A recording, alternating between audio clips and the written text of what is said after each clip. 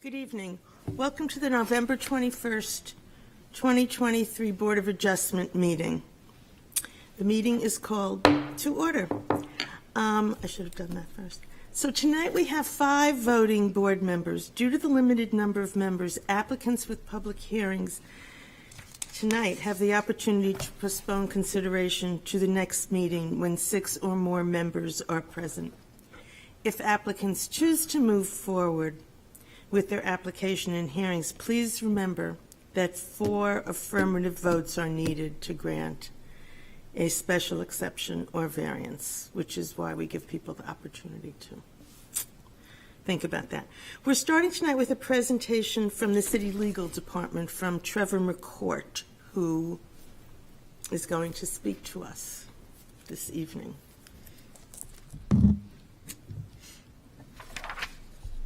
Thank you, Chair, members of the Board of Adjustment. My name is Trevor McCourt, Deputy City Attorney, and at your request, I am here tonight to discuss in broad terms how demolitions are handled here in the City of Portsmouth, the process that it takes when somebody is seeking to demolish a structure here in the city.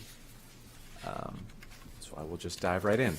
To start, when someone is seeking to demolish a building, the first step, the kind of threshold thing that has to be done is a property owner or their representative must apply for a demolition permit. That's kind of the gateway to demolishing the building, and that will allow recording in progress. That will allow city staff to properly direct the property owner depending on where the property is located. That demolition permit is reviewed by the inspections department for things like safety, compliance with the building code, life safety code, etc. That's what that is reviewed for. Then, depending on the location, if it's within the historic district, of course, the demolition of a structure before it's demolished will have to go to the Historic District Commission, the HDC.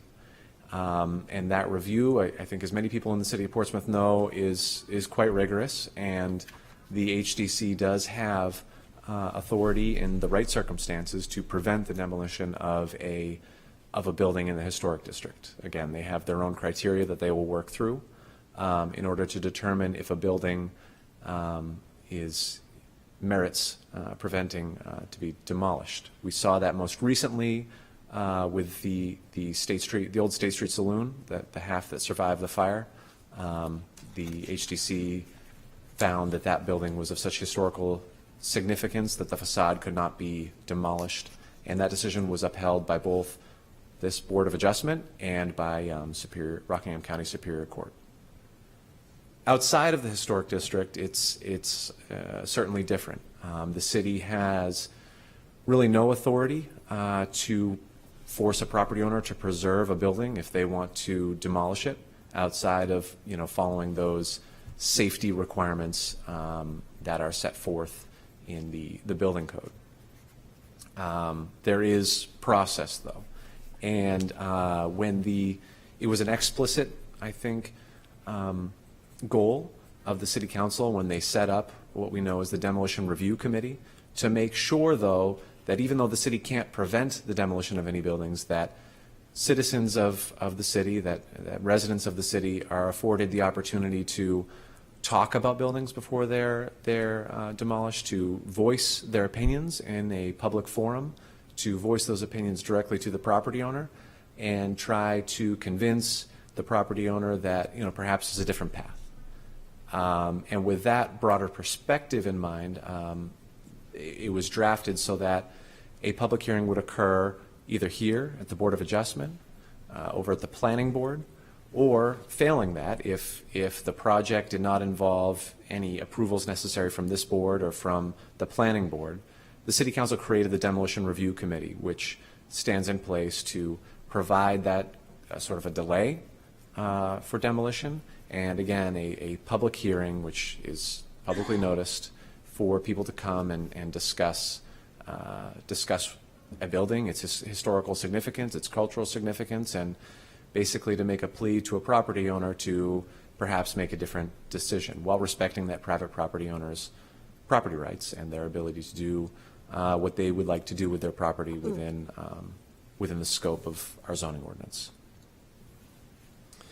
And of course, many of these decisions made by this board, the Board of Adjustment, by the Planning Board, certainly by the Historic District Commission, those decisions are all appealable, right? But what can be appealed is the criteria that you're working through. You know, if it's this board, what can be appealed is whether or not this board worked through the criteria before it, not necessarily the decision of whether or not a building can be demolished. The way that our regulations are currently set up, buildings outside of the historic district just can be demolished if that's what a property owner wants to do with their property. I'm not here to tell you whether that rule is right or wrong, whether that's a popular rule or not, but I am here to tell you that that is how we are set up.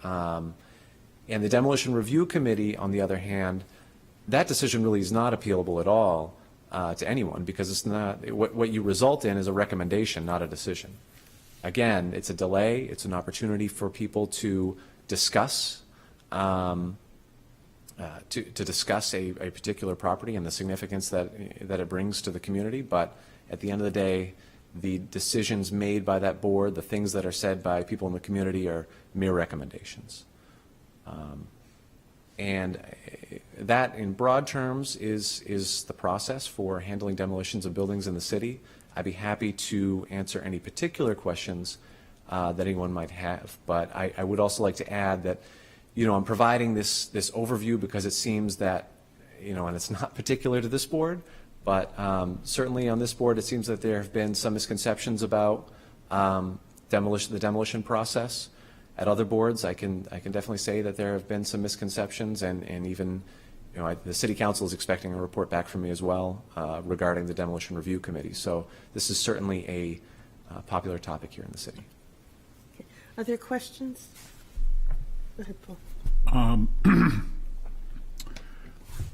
And as stated in our previous meeting, and on the videotape and reflected in the minutes, my comments were taken out of context by the paper, which prompted this complaint. But the city legal department has no problem with my full comments on the videotape and reflected in the minutes, correct? Well, I think the broader context of what you said, you know, taking into account everything that you talked about demolition and the appeal process, I think that's really what has prompted this particular presentation, so that I can kind of bring some knowledge and some even broader context to you and the board, so that maybe there's a broader understanding. And certainly it is my hope that that you can take this presentation and the items contained within it and any other materials that you might find useful, or any answers to any questions you might have, you might be able to take that and reflect on demolition in the city. No, but again, Trevor, we've already discussed this. Yes, my sir. comments on the videotape and reflected in the minutes don't present a problem for the city or its legal department, as we've already discussed. It was the comment, the clipped comment, the edited comment taken out of context in the paper that was an issue. Right. Well, I think as long as you can, you know, understand and provide for the record that, you know, the decisions that this board is tasked with working through are relative to specific criteria. You know, the specific criteria before you, and what's before this board is not whether or not single-family homes or any other structures may be demolished outside the historic district. That's not the decision before this board. And as long as, you know, I think that's what you understood, that's what I gathered from what you said, but you know, I'd be interested in hearing it from you as well, respectfully. Okay. Are you okay? Yes, please. Sorry, I don't know if you had to follow up. Oh, go ahead. So I just want to, I won't take one that's currently before us. We had the Cabot Street house, where the demolition of the building was really sort of the result of the variances. So there are times that if we don't approve the variances, the building won't be demolished per se. So it's not really, the issue of demolition wasn't really in front of us. It was just that as a result of granting the variances, the building would be demolished. So, and our deciding on the variance criteria was, it could or could not result in the demolition of a building. Yes, certainly. Certainly that comes up all the time, where the decision that this board makes may determine whether or not a property owner will choose to demolish their building, whether they could make some other use of their property without the existing structure, or whether it'd be more economical for them to perhaps, rehabilitate the existing structure. That's certainly true. But again, I would point the board to the criteria for the sure. variance Of course. that you always have to work through on any application. Yes, of course. Mr. Mattson. Yes, can you expand or confirm at least that the right of a property owner outside of the historic district, that they have the right to demolish? That's a state level, it's dictated by the state, is that correct? Well, so the city it's a creature of statute. This board is a creature of statute. That what the powers we have and do not have are specifically conferred upon us by the state. We have the ability to review demolition in limited circumstances, again, provided specifically by statute, and we have not availed ourselves, I suppose, of those options outside of the historic district. I think there are some ideas that I know are floating out there about how to modify that, but I guess I'll save that for the legislative body at hand. Just to clarify, Mrs. Marchison comments about Cabot Street, that legal notice didn't mention any sort of demolition at all, which if the abutters objected to a demolition, they would never have known. Sure. Yeah, and Mr. Mayo, that is a great point. It's something that you raised to me a couple weeks ago when we spoke, and certainly that's something that we as a city and the planning department have really taken to heart. I think you make a great point there. We should do a better job of providing public notice when a demolition is a part of a Board of Adjustment or planning board application. Certainly, that point is very well taken. Ms. Record, you had your hand up? Yes, thank you. You said that that the city has no authority to make a resident preserve their building. What authority does the Demolition Review Committee have? So again, the general purpose of the Demolition Review Committee, in my opinion, is to create a brief delay, up to 90 days, for the demolition of a building, and to provide for, if people want it, a public forum to discuss the building at hand. It's not a mandatory public forum. It's only if people, somebody raises that they would like to have a public hearing about it.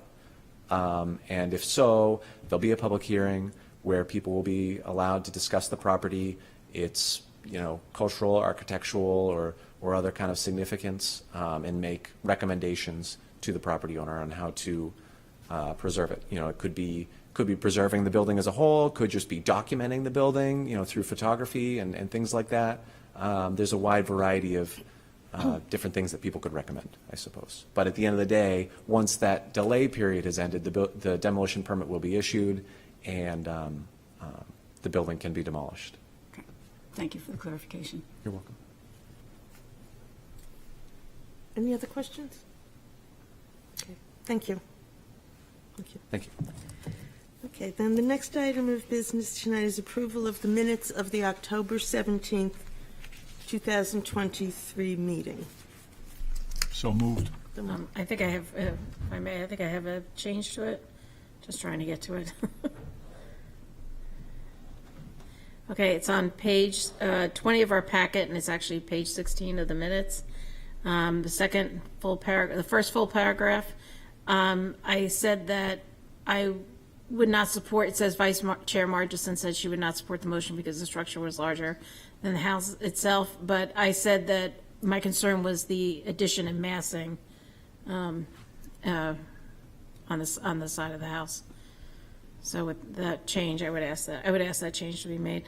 Okay. Okay, so Paul has made a motion to accept the minutes. Do you accept this? Yes. And is there a second? Second. Okay, all in favor? Aye. Aye. Then the minutes are accepted. Okay, the next item of business tonight is 9 Kent Street. It's a request for a rehearing. And because it's a rehearing, it's treated differently in terms of postponement. Now, we only have 5 voting members, as you know, and there would have to be 4 affirmatives for this to go through. They are not here this evening, but we can choose to suspend the rules if we want to discuss postponing this. Just a point of order, you only need a majority, which in this case would be Oh, 3. Okay, okay, sorry. I did wonder about that earlier today. So if we think it might be in the interest of this applicant to postpone it for a larger group, then we can suspend the rules to do that. Or we can discuss it this evening. But it is up to us. Ms. Margerson. So I'll make a motion. I would move that we suspend the rules to discuss postponing the application. I get a second? Is there a second? I'll second. Okay, Mr. Mattson. So this was a contentious and difficult application in front of us, and it required a lot of thought and care from several members of the board. And I think that a request for a rehearing requires the same sort of full board and deliberation from several members. So I really do think that we should wait and postpone this to the next meeting. Okay. So the first vote would be to suspend the rules. Oh, wait, no, wait. yeah. Sorry. Oh, I'm sorry. Yeah. Go ahead. Call the vote. Did you get a second to this motion? Oh, yes, we did. Okay, so, Sorry. Mr. Mattson, a yes vote postpones. Yes, Suspends the rules. Yes. Okay. Ms. Record, Yes. Mr. Mantle. Yes. Ms. Margerson, and the Yes. chair votes. You just said no? I said yes. Okay, and the chair votes yes. Okay, sorry, we haven't done this before. Yeah, sorry. I conflated my motions. And now, I would agree with Beth.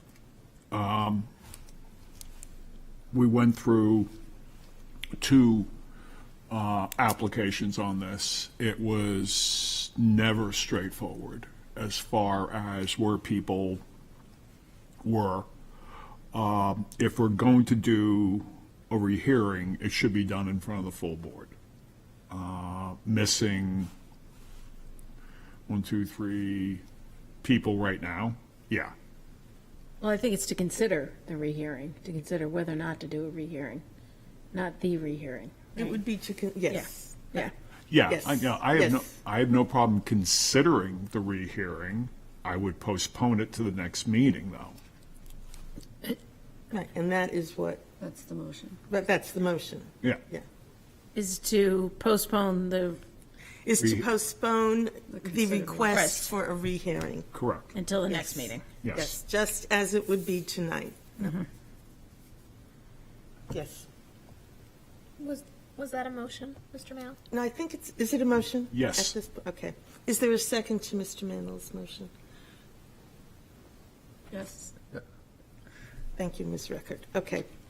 Is there further discussion? Would you like me to restate this?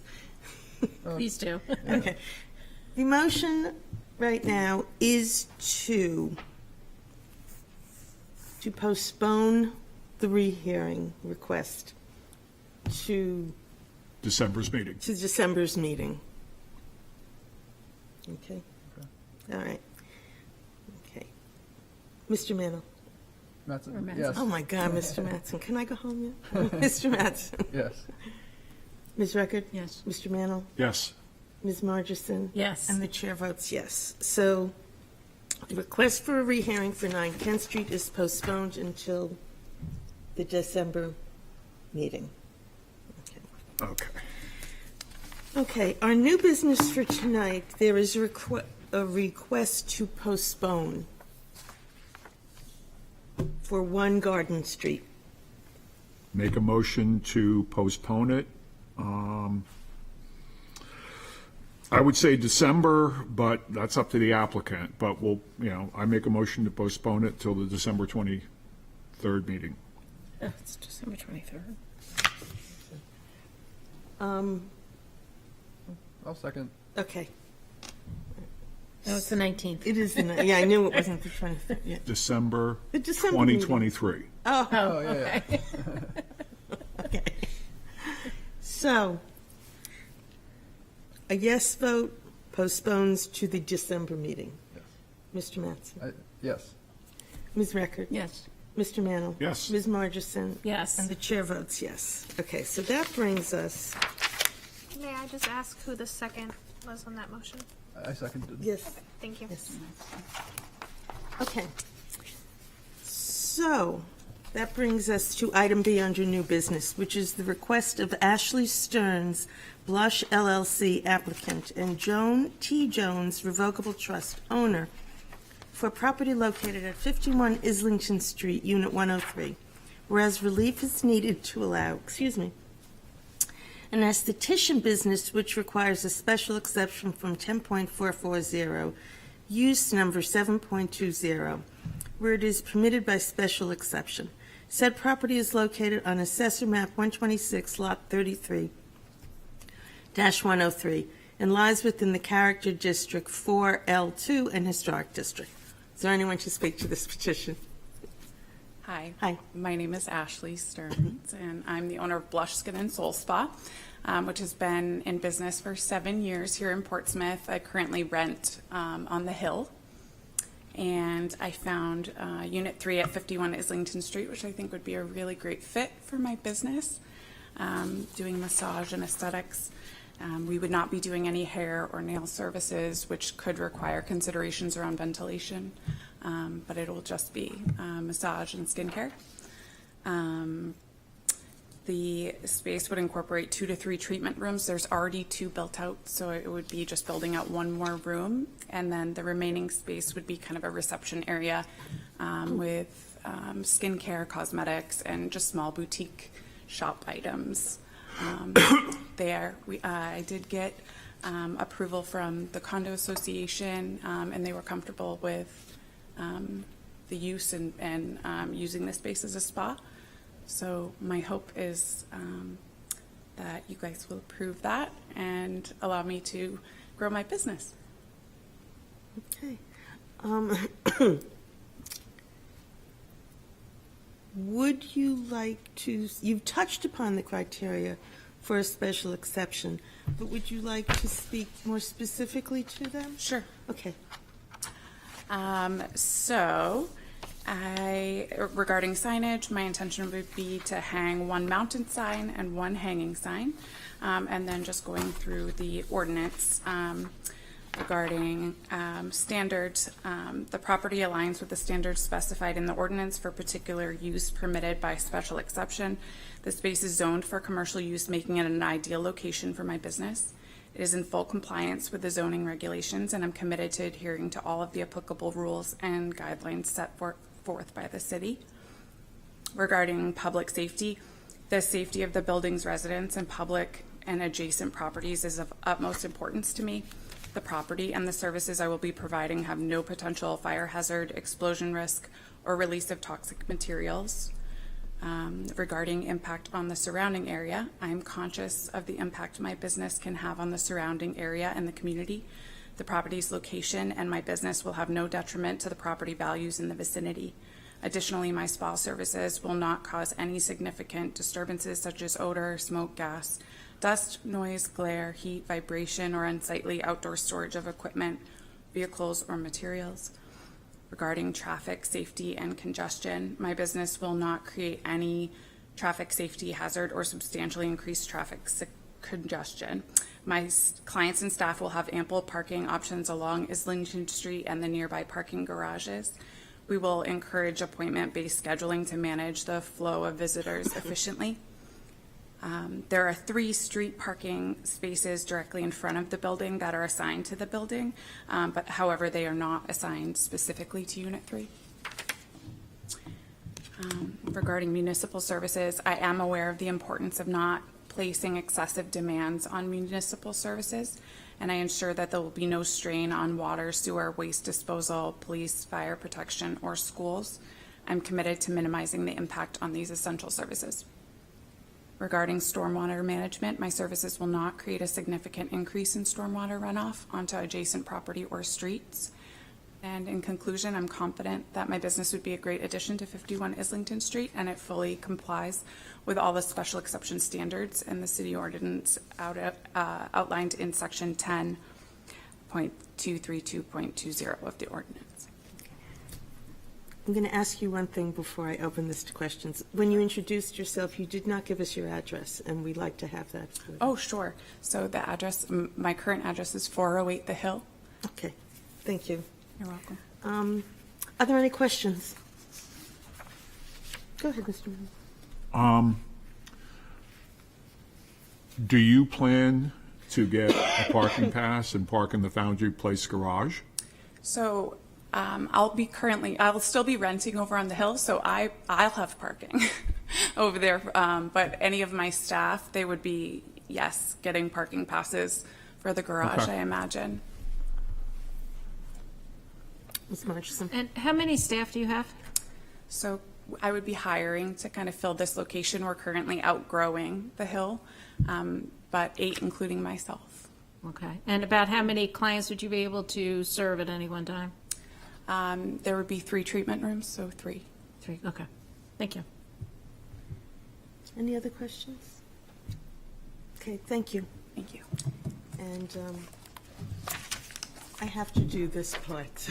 Is there anyone in the public who would like to speak in favor of this petition? We do need to do this, right?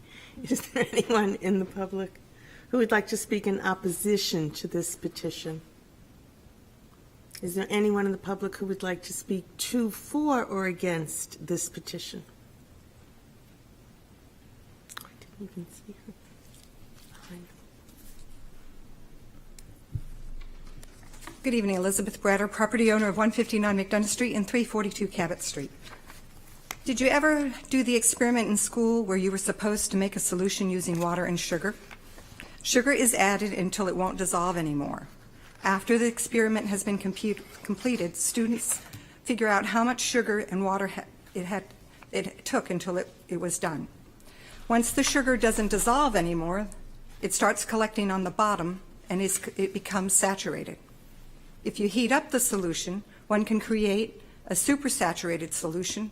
However, when it cools off, it becomes crystallized. This is what is happening in Islington Creek neighborhood. It is now supersaturated with too many cars parking in the neighborhood, to the point where if a resident leaves to go to the dentist or run to the grocery store, when they come home, there won't be any spaces, or they might find one if they circle the neighborhood for a few blocks away if they're lucky. In the winter, it is even worse because many spaces are not plowed due to the bump outs. The neighbors have been heated up for years regarding parking and becoming crystallized. This increase in parking started before we even moved there in 1982. Neighbors got louder and wanted solutions.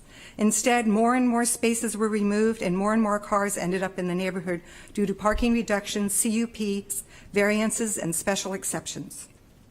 A parking garage was built, and it would eliminate businesses' employees from parking in the neighborhood. It did not. No one is keeping track of how many partial or full reductions in the parking area have happened. 161 Deer Street is the only development that I am aware of in walking distance of this Islington Creek neighborhood which has actually provided minimum parking, on-site parking. They should receive a historic sign for doing this.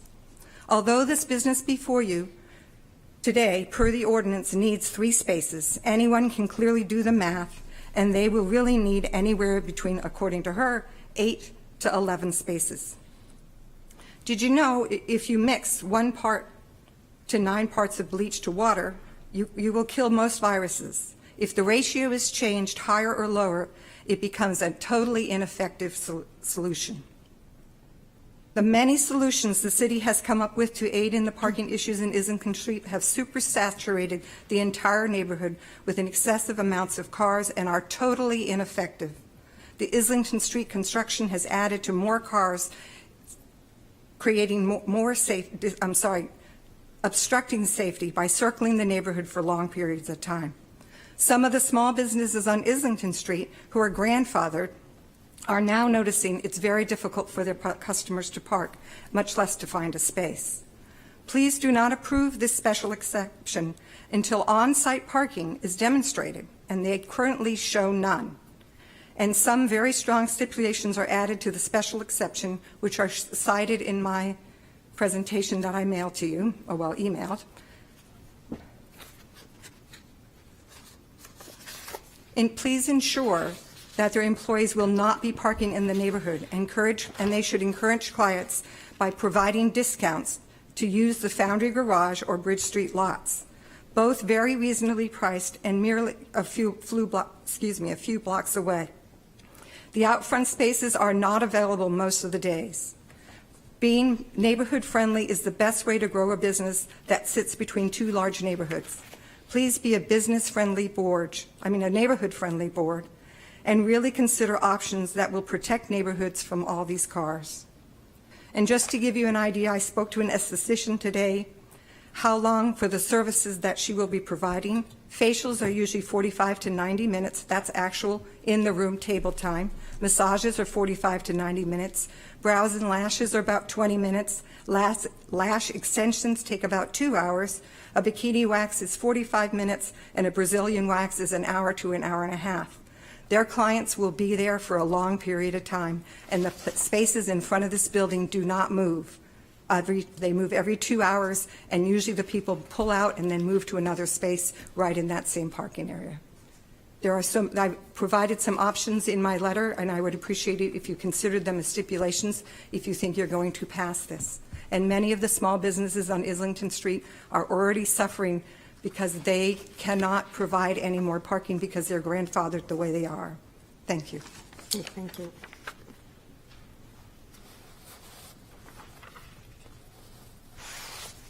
Anyone else to speak to, for, or against? You can, yes, you can come back.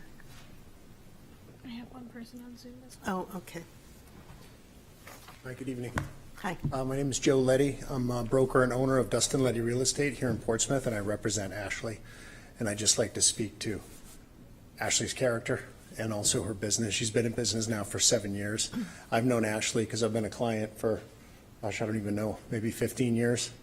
But she's doing a great job in trying to grow her business, and she's certainly very community-based. So I know Ashley would do everything she could to, blend in with the community and certainly be a productive member of that. So I'd like to speak in favor. Okay. Thank you. Thank you. We do have someone on Zoom. Steph will bring them to us. Go ahead, Robin. Hi, good evening. Robin Husledge. I live at 27 Rock Street, just 2 or 3 blocks down from 51 Islington Street. And I am speaking tonight in relation to 10.232.24, traffic safety and congestion. And this has no bearing on welcoming Ashley's business to our neighborhood. But there are some issues that really need to be thought about, in a thoughtful manner. In the special exception request for Unit 3 at 51 Islington, it is stated that there are 3 Islington Street parking spaces in front of the building that are assigned to the building. However, I went down there and looked around, took pictures, noted everything. There are not assigned specific, those 3 spaces are not specifically assigned to Unit 3. There is only a sign that says 2-hour parking. And per the code, you are required to provide 2 to 3 parking spots on site. So in visiting that spot, I saw the sign that just said 2-hour parking. I also noted that on the 2 streets flanking either side of the building, there is no parking. To the left is Parker Street. There's no parking allowed on that street. And to the right is Tanner Street. And there are no parking spots, at least in the first half, and there may be one or two further down, but I'm not sure about that. My personal observation of these parking spots as I pass by them, these 3 spots daily, is that there is hardly ever an open spot available. I see the picture that you posted in your petition that showed 1 spot, but that was a rare moment, I can guarantee it. Additionally, if you continue down Islington away from Maplewood, there are 4 parking spots in front of Robbins Auto Parts store, but one of those is a handicap spot, and the other 3 are designated as 30-minute parking only. There are also, if you go from Maplewood to these first 3 spots in front of 51 Islington, there's no parking allowed on Islington. So from Maplewood, really past Robbins Auto Part, which is a couple of blocks, down to my street, there is no parking available. So that will then drive people deep into our neighborhood to find free parking with unlimited time to park their cars. So I heard some questions asked about how many employees do you anticipate at your place of business. If you have 3 rooms that are dedicated to like massages and other treatments, are those massages, do you do couples massages, or are they just one person in there? So maybe 3, and then you have another 3 people in the waiting room for the next, thing, and then you have your 3 people working there in the rooms, and then you have a receptionist, and then you have maybe 2 people, shopping in your boutique. So that's maybe 10 to 12 people at any point in time that need most likely 10 parking spots. And they are not readily available in the immediate neighborhood. So the question is, it sounds like you will be parking or walking from your Hill Street address, but where will your employees be parking? It's unlikely they'll be able to find close by parking, so 4+ blocks away is Foundry, and that Hanover is even further away. So I just wonder where are your employees going to really park, and then where are your people visiting going to park? Where will people park is the biggest question. As I said, we welcome your business into our neighborhood, but would like you, your employees, your clients to be aware that this business is in a densely populated neighborhood, which doesn't have enough parking spaces for its residents currently, and to encourage everyone to use the parking options provided by this city rather than taking parking spots away from residents in our neighborhood, especially in the late afternoon and evening hours when our residents return to their homes and are looking for parking, near their homes. So I just ask you to please be very aware of this concern that the neighborhood has. Thank you very much for listening. Thank you. Okay, so the public hearing is closed. Back to us. Do you want to talk about that? Yeah, so just to speak to the parking, the code has some very specific requirements about how many parking spaces are required per square foot of area within the unit that's being considered. And because of the way that the condo association has chosen to set up their parking, they haven't designated any specific off-street parking to this unit, but in our code it doesn't require that those spots be assigned, just provided on site, which has been provided by the condo association. So the way that I did my analysis is that I looked at what use was there prior to what Ashley is proposing, and that use was an increase in demand from what she's requiring. So we did not require any sort of parking increase, because what was there before was an increase in demand from what she is proposing now. So it would be less intensive on parking than what was there before. Okay, thank you. Thank you. and I'm happy to answer any questions on that too. And just to clarify, there's 32 total on-site parking spaces? I believe it was in my report. Yeah, that's where I'm reading it Okay, from. then yes. Okay, yes. And she's being allocated one? She doesn't have any There's no spaces allocation. assigned according to the condo association, but the property has enough parking for the uses on site, if that makes sense. It does. Okay. So, but can anybody use those spots in the back or no? They're private spaces, so however the condo decides to split them up is up to them. They just need, under our code, they need to provide the adequate amount of spaces, which has been provided. Okay, for the whole building? Yes. Okay, all right, got it.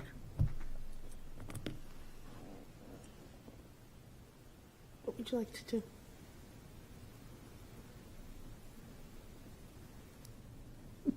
We'll do it different.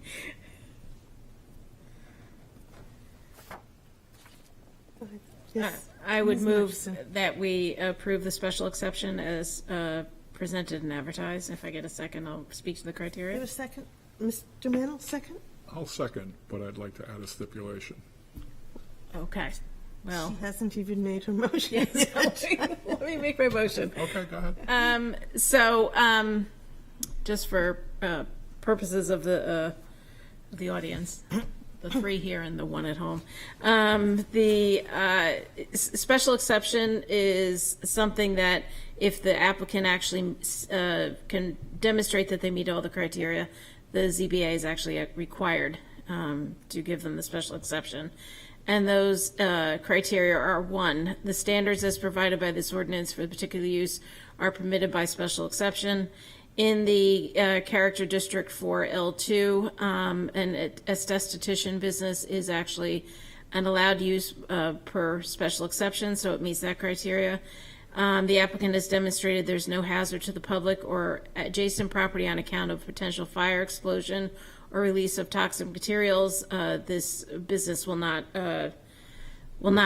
create any of those sorts of hazards. There is no detriment. The third is there's no detriment to property values in the vicinity or change in the essential characteristics of any area, including residential neighborhoods or business and industrial districts, on account of the location or scale of buildings and other structures, parking areas, access ways, odor, smoke, gas, dust, or other pollutant, noise, glare, heat, vibration, or unsightly outdoor storage equipment, vehicles, or other materials.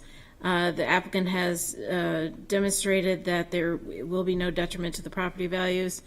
There will be no creation of a traffic safety hazard or a substantial increase in the level of traffic congestion in the vicinity. Given the calculation of the services that are offered and the length of services, I don't believe that there'll be any real substantial increase in the level of traffic. And certainly this business is not going to create a traffic safety hazard. There is, the fifth criteria is there will be no excessive demand on municipal services, including but not limited to water, sewer, waste disposal, police and fire protection, and schools. This is, esthetician business will not put any kind of excessive demand on any municipal services. And the business itself will not create any significant increase of stormwater runoff onto adjacent property or streets. So since it has met all those criteria, I recommend approval. And that's it. Mr. Mantle? Taking in what Ms. Husledge said and our other comments, especially what Ms. Bratter said, we can't control what the clients of her business do. But I would add a stipulation that the owner and the employees must park at the Foundry Garage, and that way they have 3 spaces for their clients. And I think that's a reasonable stipulation to add to this, given the ongoing free parking in the Islington Creek neighborhood. If the maker of motion accepts that. I'm just going to, we've been writing notes. Okay. And the board can add a stipulation but Steph doesn't think it would be consistent with the code. I agree. So I guess we can offer an encouragement, a recommendation, but we probably cannot make it a stipulation. I might just speak to that a little bit more. So what's being asked is a special exception for use. There is a specific entire section of our zoning ordinance that speaks to parking, and it accounts for this specific situation. The business that she's proposing, the uses that she's proposing are consistent, and she's permitted to do that. So I would be hesitant to put a stipulation that further restricts parking when she's already meeting what the code has set in that requirement. But it is up to the board and how you want to assess that. So as the maker of the motion, and please know, I'm definitely Sorry. sympathetic to parking concerns in neighborhoods. I really am. But first of all, parking is not within the purview of this board anymore. And it does meet the zoning code, the code, and therefore I wouldn't accept it as a stipulation. Although I appreciate the intent of it, and I definitely hear I the withdraw my neighborhood. second. So Okay, but is there anyone else who would like to second this motion? didn't I get a second? No, he withdraws second. his second. Oh, okay. Yeah, I'll second for the reasons that both this proposed use requires a less intense use regarding parking than the previous use, and also that upon review of the building permit, the parking will be assessed as well.